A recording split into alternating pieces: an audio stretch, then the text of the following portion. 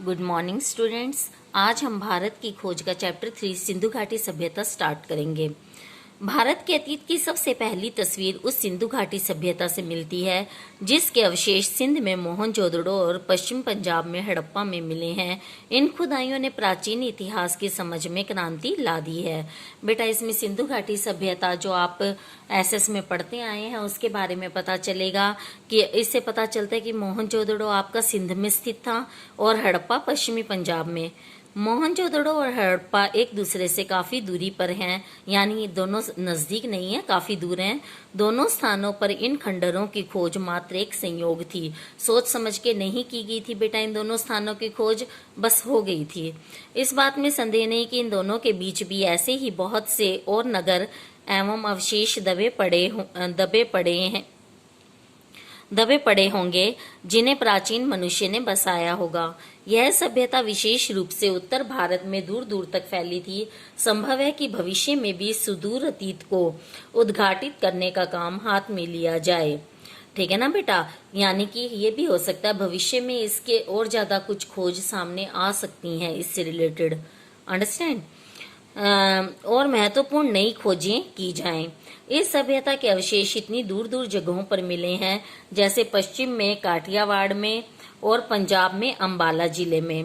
यह विश्वास किया जाता है कि यह सभ्यता गंगा की घाटी तक फैली थी, इसलिए यह केवल सिंधु घाटी सभ्यता भर नहीं, उससे बहुत अधिक है। अब तक हम जो जान सके हैं उसका बहुत महत्व है। सिंधु घाटी सभ्यता आज जिस रूप में मिली है उससे अनुमान लगाया जा सकता है कि वह अत्यंत विकसित सभ्यता थी। ठीक है ना बेटा, खुदाई में जैसे हमें मिली है ना ये सिंधु घाटी सभ्यता, इससे तो यही पता चलता है कि काफी डेवलप सिविलाइजेशन मीन्स विकसित सभ्यता थी। जैसे आजकल हमारे काफी विकास हुए हैं वो उनके ऑलरेडी पहले ही हुए थे। ठीक है। आश्चर्य की बात यह है कि यह सभ्यता प्रधान रूप और उस स्थिति तक पहुंचने में उसे हजारों साल भी लगे होंगे, क्योंकि विकास एक दिन में तो होता नहीं। आश्चर्य की बात है कि यह सभ्यता प्रधान रूप से धर्मनिरपेक्ष सभ्यता थी। धर्मनिरपेक्ष बेटा मीन्स धर्म के नाम पर कोई भेदभाव ना करना। जो इंसान चाहे जिस तरीके से चाहे अपनी पूजा कर सकता है, अपने मंदिर मस्जिद गुरुद्वारे में जा सकता है। सरकार या कानून इस मामले में कोई हस्तक्षेप नहीं करेगा, उसे धर्मनिरपेक्ष कहते हैं।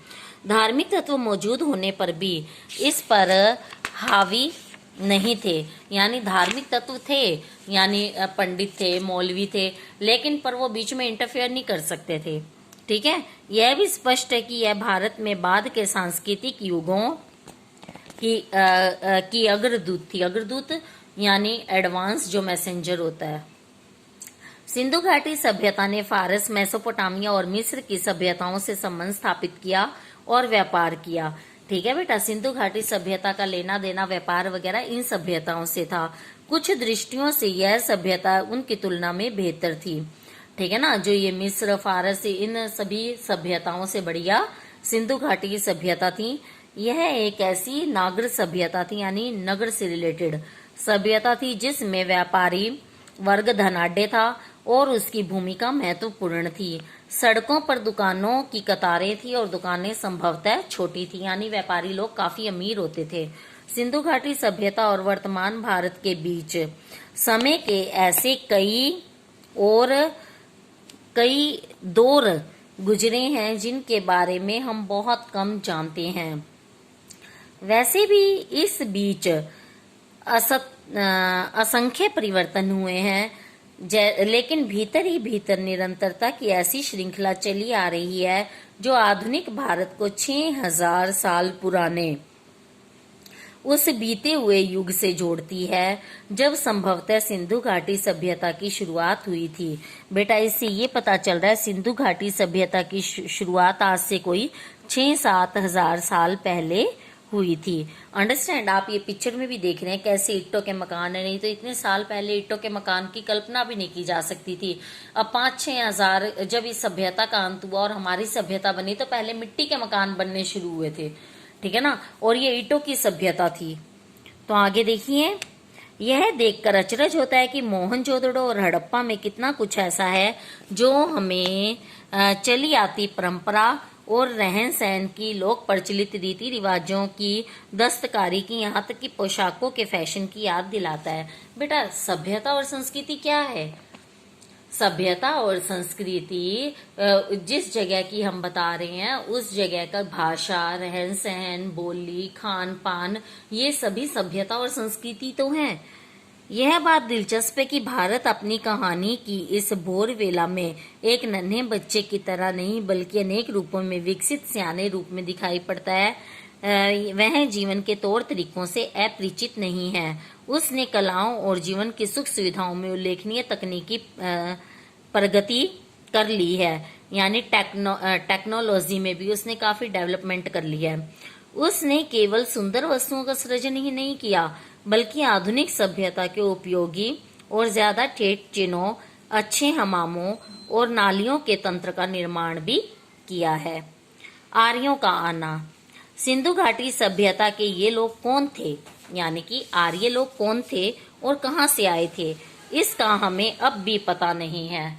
ठीक है ना, एग्जैक्ट इसके बाद देखो बेटा, हम इतिहास की बातें एग्जैक्ट किसी को नहीं पता होती, कई बातों के बारे में तो जानकारी उपलब्ध नहीं होती। विद्वान लोग अपनी राय दे सकते हैं और फिर जिसकी सबसे ठीक राय लगे उसी को ही मान्यता मिल जाती है, उसी को ही फिर माना जाता है। ठीक है ना, तो अब आर्यों के बारे में भी असल में तो नहीं पता कौन थे, अब विद्वान राय देंगे तो सबसे बेस्ट राय मानी जाएगी। यह संभावना भी है, यानी कुछ ये मानते हैं कि इनकी संस्कृति इसी देश की संस्कृति थी, उसकी जड़ें और शाखाएं दक्षिण भारत में भी मिल सकती हैं। कुछ विद्वानों को इन लोगों और दक्षिण भारत की द्रविड़ जातियों एवं संस्कृति के बीच अनिवार्य समानता दिखाई पड़ती है।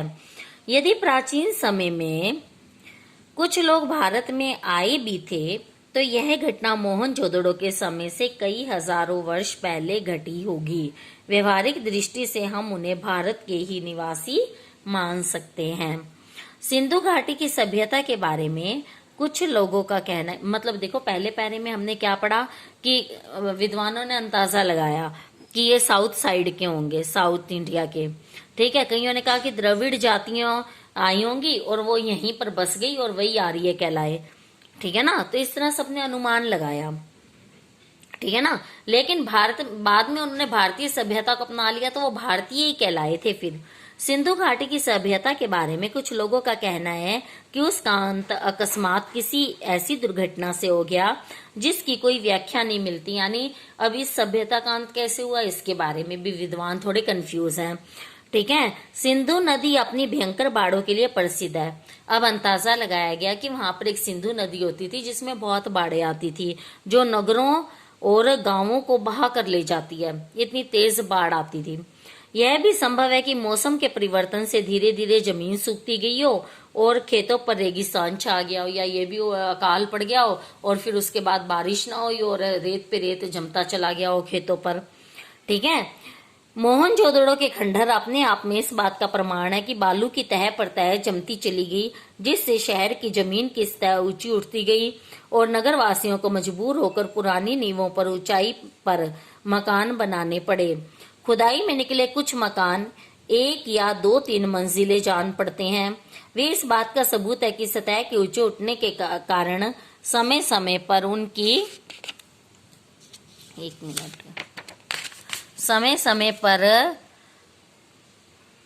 समय पर उनकी दीवारें भी ऊंची उठाई गई हैं। हम जानते हैं कि सिंध का सूबा पुराने समय में बहुत समृद्ध और उपजाऊ था, पर मध्य युग के बाद वह ज्यादातर रेगिस्तान बन गया। बस बेटा यहीं तक रखेंगे, इसको फिर कंटिन्यू रखेंगे। ओके बेटा, बाय।